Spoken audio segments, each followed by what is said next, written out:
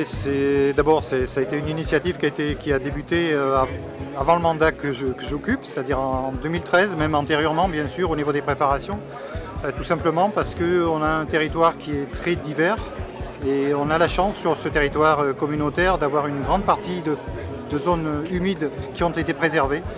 Et il a semblé utile pour la préservation finalement de ne pas les dissimuler, de ne pas les occulter, mais au contraire de pouvoir assurer certaines mises en valeur.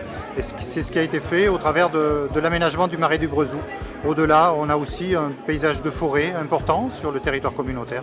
Donc voilà, les caractéristiques du territoire, c'est un territoire rural autour de la ville de Tulle, un bassin de vie bien identifié, mais une grande partie rurale, de campagne, avec une agriculture importante, mais aussi de la forêt, des zones humides. Donc l'idée c'est que le territoire soit lui-même mis en valeur dans un projet. Donc le projet d'agglomération qui a été approuvé très récemment implique l'aménagement du territoire communautaire lui-même. Donc chaque composant du territoire fera l'objet d'une mise en valeur particulière. D'abord un site qui est exceptionnel d'un point de vue biodiversité, le marais du Brezou, qui existait ou qui n'existait qu'uniquement auprès de la population locale. D'ailleurs, dite population locale qui plutôt luttait contre ce milieu. Il faut bien parler de représentation initiale ou de ressentiment vis-à-vis de ces endroits-là.